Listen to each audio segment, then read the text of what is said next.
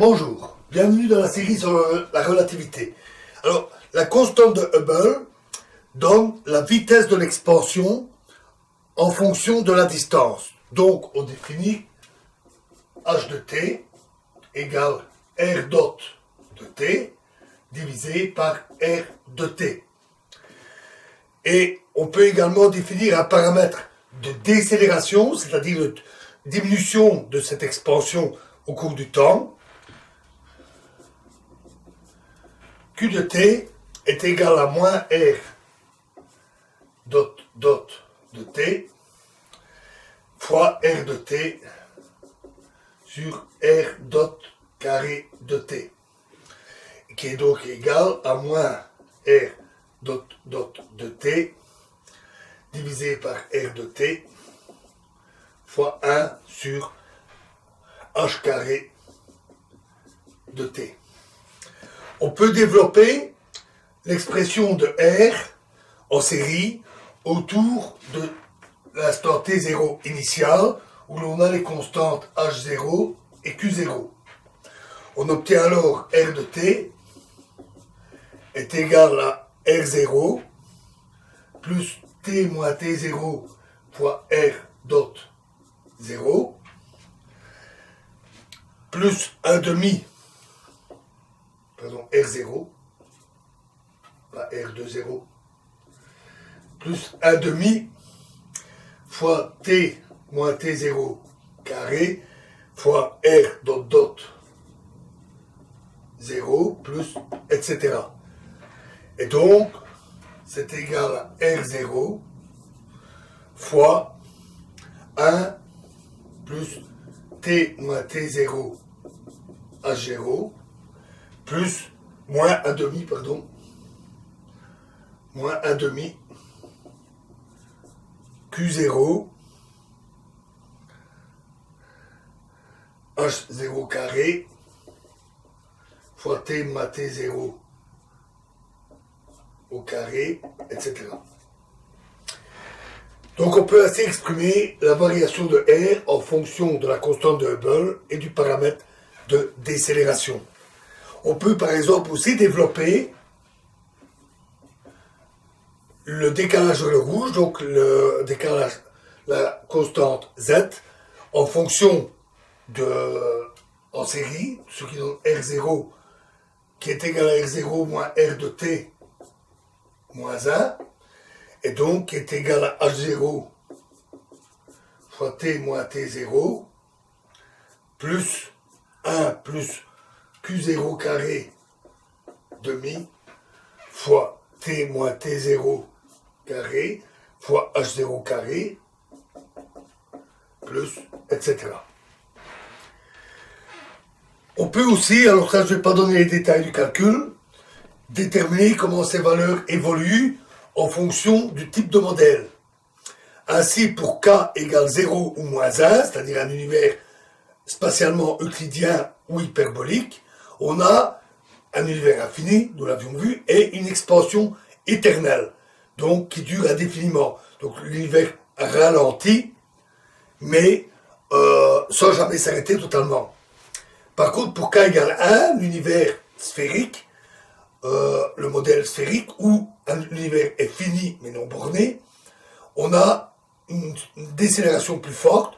L'univers est en expansion, finit par s'arrêter, et puis se recomprime, pour finir, ce qu'on appelle un big crunch. Les mesures, faites notamment avec Planck, le satellite Planck, ont montré que l'espace est euclidien avec une très bonne approximation. Donc on est dans le cas du modèle k égale 0.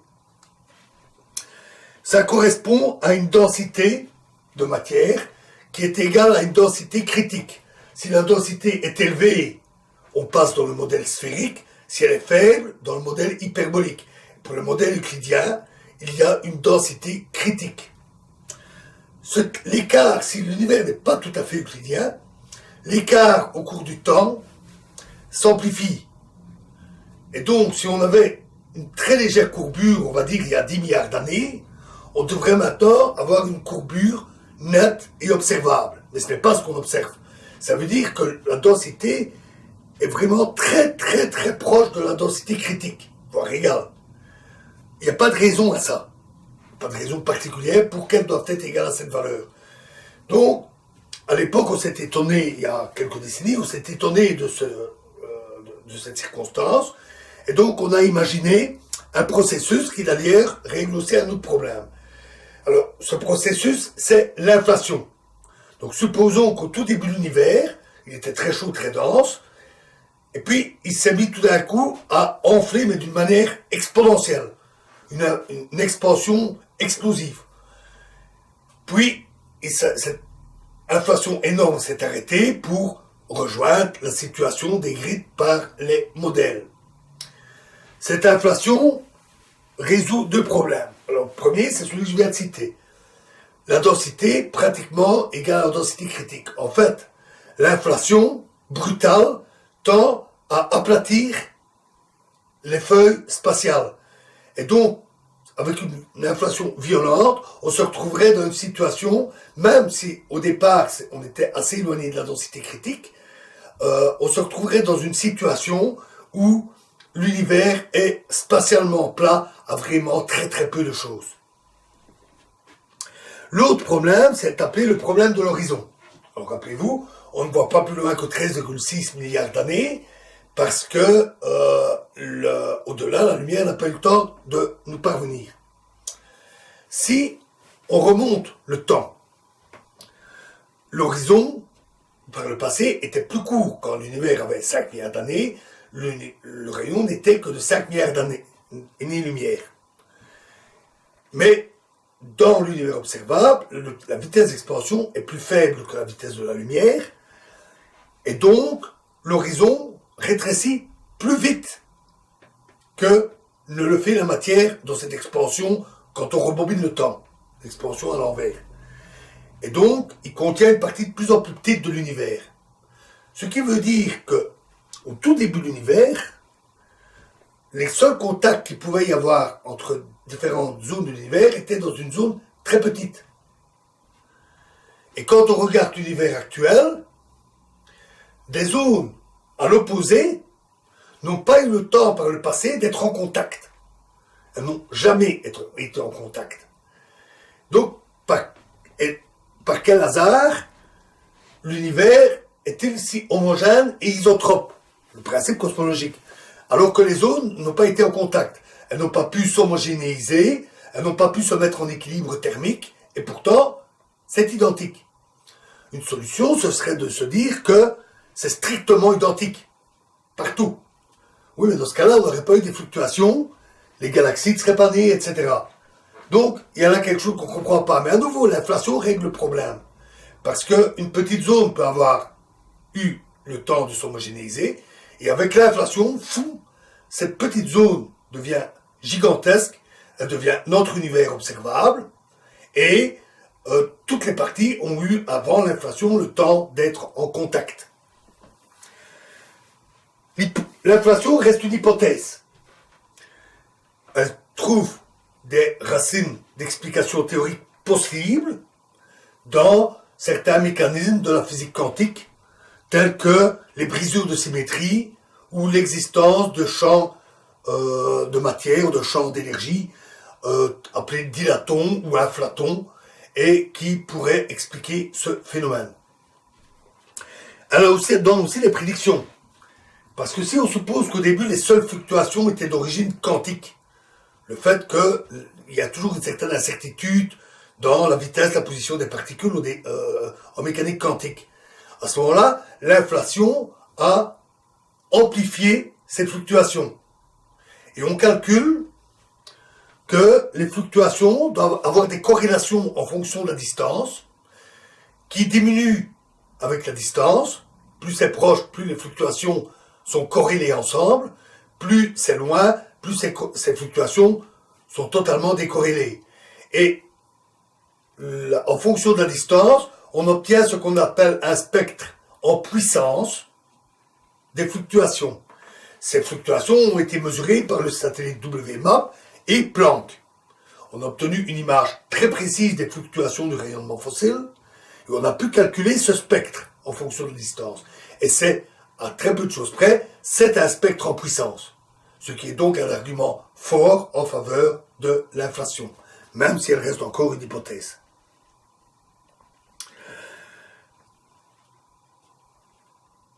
Dans cette description, ces modèles, on a donc deux paramètres, la constante de Hubble, qu'on peut mesurer, et le paramètre de décélération. Celui-là, par contre, est très difficile à mesurer. En effet, même en regardant très loin, la constante de Hubble reste à peu près identique. Ce n'est vraiment qu'à plus de 10 milliards d'années-lumière qu'on constate un écart. Écart qui, rappelez-vous, dépend dû au fait que voir loin, c'est voir il y a longtemps. Et donc on peut voir la variation de la constante de Hubble en regardant très loin. Et la variation donne le paramètre de décélération. Les mesures restent délicates parce qu'il faut regarder très loin. Et les scientifiques ont utilisé une chandelle standard, les supernovas. Les supernovas ont des durées bien corrélées, tout moins celles d'un type particulier, dite 1A, ont des durées qui sont bien corrélées avec leur luminosité totale. Et donc, elles peuvent servir à mesurer les distances, et on peut ainsi mesurer la constante de Hubble, en mesurant le décalage vers le rouge et cette distance. Et là, il y a eu une grosse surprise. On a découvert que Q0 était négatif, c'est-à-dire que l'univers est accéléré. L'expansion s'accélère. Et ça, c'était contre-intuitif, parce que l'univers est en expansion, mais il contient de la matière, de l'énergie, qui exerce une attraction gravitationnelle. L'effet moyen devrait être un ralentissement sous l'effet de la gravitation. Un peu comme lorsque l'on jette une pierre en l'air, elle s'élève, mais ralentit de plus en plus avant soit de partir à l'infini si on l'a lancé assez fort, soit de retomber si on l'a lancé trop faiblement. Et donc cette accélération était une surprise. Preuve qu'il y a encore bien des choses à comprendre et à découvrir. Ceci nous mène au début de la relativité générale. Lorsque Einstein a élaboré cette théorie, il l'a appliquée à diverses situations, et notamment à la cosmologie, pour créer un modèle d'univers. À l'époque, l'opinion courante était que l'univers était statique, c'est-à-dire que, globalement, il restait toujours le même au cours du temps. Bien sûr, les étoiles vieillissent, mais d'autres peuvent naître, et que donc, il restait sensiblement identique. Et Einstein a fait une erreur qu'il a rarement commise. Il est tombé dans ce préjugé. Il était persuadé que l'univers devait être statique. Surprise, les équations de la relativité générale donnent un univers qui est en expansion ou en contraction, mais pas statique. Il modifia ces équations. Dans l'équation d'Einstein, j'écris sur les constantes, R égale S, on rajoute un paramètre scalaire appelé constante cosmologique.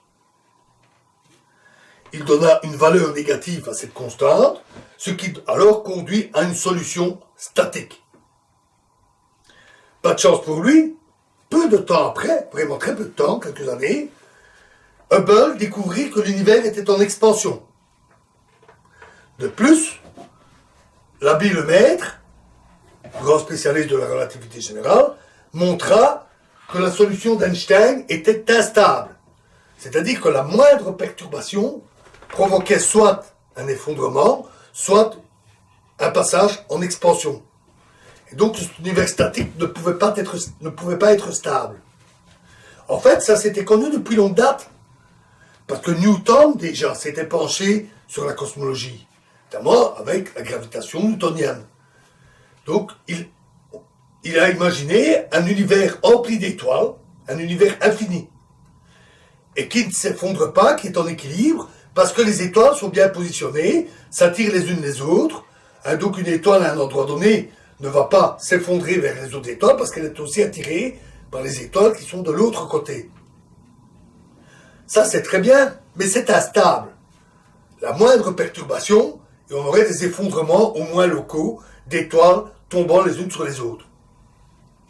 Ça ne peut être en équilibre que si les étoiles ont des positions définies avec une précision diabolique et presque miraculeuse. Le fait que l'univers ne s'effondre pas, dû à la position exacte des étoiles, selon Newton appela cet ajustement si fin le doigt de Dieu. Il était croyant. Et donc, cette instabilité statique, dans le cas de la gravitation, était connue. Einstein aurait dû y penser. Et de fait, il qualifia ça de la plus grande erreur de sa vie. C'est vrai, hein, il avait raté le coche. Il pouvait prédire un univers en expansion, et on allait le découvrir. Attends, un peu de temps après, pas de chance, il a raté le coche. Il a imaginé un univers statique. Et il a fait l'erreur de modifier ses équations. Alors, ça, c'est probablement le propre des grands hommes, des grands scientifiques. Ils maîtrisent et connaissent leur domaine et développent leurs équations. Ils ne le font pas au hasard. Et donc, même quand ils commettent une erreur, il n'est pas rare que cette erreur soit féconde, utile. C'est ce qui est arrivé ici. D'abord, cette forme avec constante cosmologique, il s'avère que c'est la forme la plus générale de l'équation d'Einstein qui répond à certaines conditions, celles que nous avions vues quand nous avions déduit l'équation d'Einstein. C'est la forme la plus générale possible. Et donc, il n'y a aucune raison, a priori, de supposer que lambda égale 0. Ce n'est qu'une hypothèse. De plus, on a découvert l'accélération de l'univers. Et ceci se modélise très bien avec un lambda négatif aussi d'ailleurs, plus grand que le lambda qu'Einstein avait utilisé en valeur absolue. Et un tel lambda a les dimensions, donc si on met des unités, ça a les dimensions d'une énergie. Une énergie qui en plus a une étrange propriété, à cause du fait que lambda est négatif, elle a la propriété d'être répulsive d'un point de vue gravitationnel.